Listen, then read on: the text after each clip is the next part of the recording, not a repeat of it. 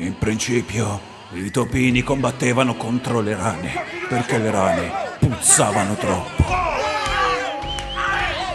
Durante le grandi battaglie tra i topi e le rane, uno dei re morì e ne arrivò un altro. E disse: raga, damogli contro queste rane che puzzano troppo, dai. Sì, le rane puzzano, ma che schifo, mano.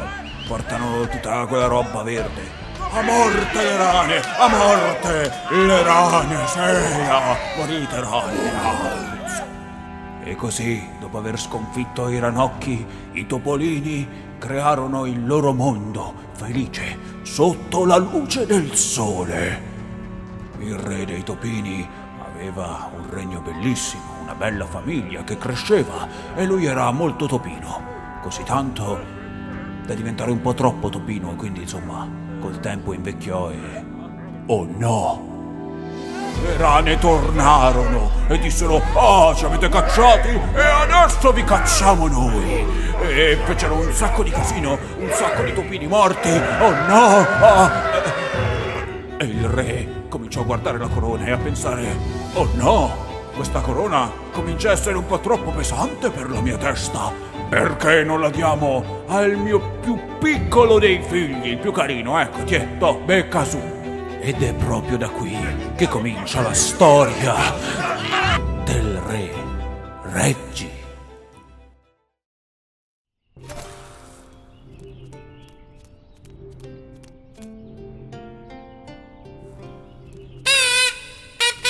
Ma che copyright! Ma no, basta!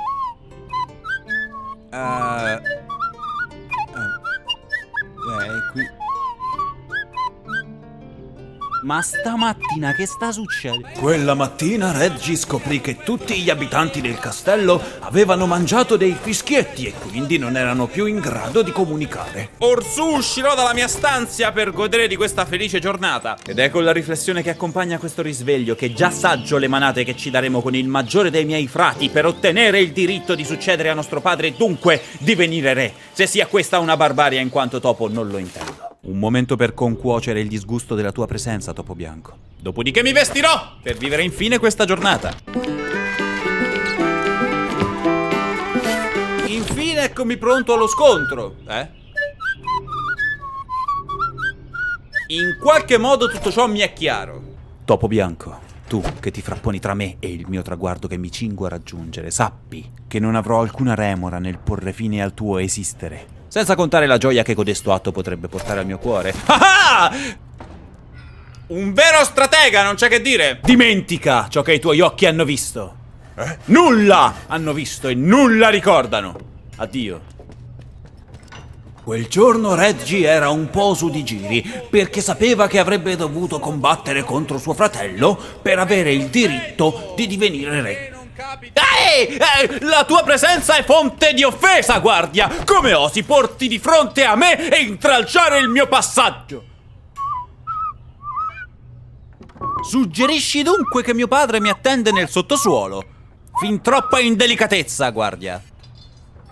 Ancora di fronte a me ti manifesti, Topo Bianco! All'inseguimento e ti farò mangiare la tua trombetta!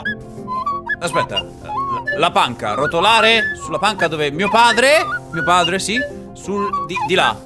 Rotolare sulla panca dove mio padre mi attende di là. E sia, Topo Bianco. Saluti, fratello, prendo il vostro posto per avere il favore di nostro padre. Padre. Né mi mossi né mi espressi nel vedere manifesta la mia più grande paura. Lo straziante dolore nell'udire l'esprimersi di mio padre, un tempo forbito, essere sostituito da rantoli e mugugni simili al cigolio di una porta dismessa.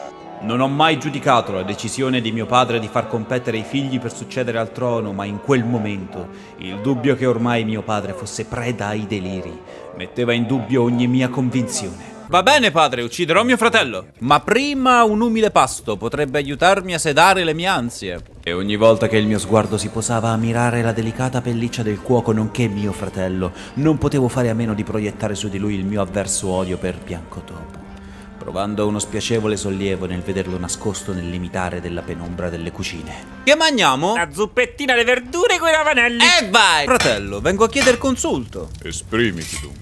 Cos'è che ti turba? Cosa vi ha spinto a divenire fabbro invece di mirare a succedere a nostro padre e divenire dunque re? Per lo stesso motivo di nostro fratello il cuoco. Sarebbe? A un artigiano nella sua bottega è difficile che vengano a defecare sulle sue pudenda.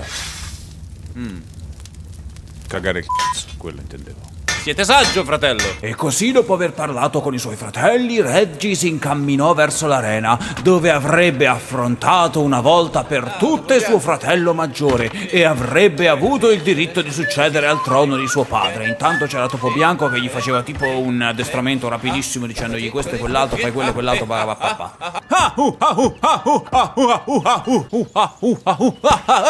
Sì, evviva i fuochi d'artificio, che bello! Ma quando salto io salta più nessuno? Sudditi, come osate? Oh! Così cominciò lo scontro all'arena tra Reggie e suo fratello. E nonostante suo fratello era circa il doppio di Reggie, Reggie riuscì a dimostrare di essere un grande guerriero, ma anche in grado di risparmiare i perdenti. Padre, giammai commetterò fratricidio! Come nuovo re dichiaro estinte queste tradizioni barbariche!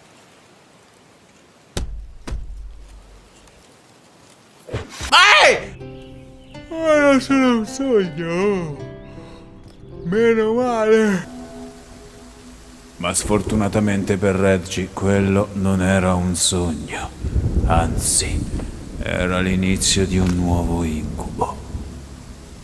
E chi l'avrebbe mai detto che sarei rimasto senza padre e senza regno tanto bene il giorno in cui dovevo essere incoronato? Ma chi l'avrebbe mai detto? Io non me l'aspettavo proprio, era una bella giornata oggi. Forgerò il mio destino nella vendetta. Vendetta perché sicuro sono stati i ranocchi, sicuro, guarda. Sono state le rane, sicuro, guarda. Così Reggie cominciò il suo cammino per tornare al castello. Dovette passare per le fogne, combattere contro gli insetti che ti saltano addosso, tagliare un po' di robe, per poi raggiungere il castello e scoprire che... Vendicherò tutto! Mio padre, il regno, i miei soldati! Oh! Sono vivo! A differenza di voi! Devo scoprire cosa sta succedendo. La sala del trono. Invasa dai ranocchi! Chi è quell'ombra? Topo Bianco, vederti è più doloroso della freccia che mi ha trapassato poco fa. Che ne è del regno, Topo Bianco? Ed è pure della mia misura. Da quel momento Reggie levò la spada contro i ranocchi per liberare il suo regno. Trovò anche un piccolo gruppo di topini ribelli che lo aiutarono a ritrovare i suoi fratelli ormai perduti. E dopo la battaglia contro Sbam e il grande rospone, Reggie uscì dal cancello e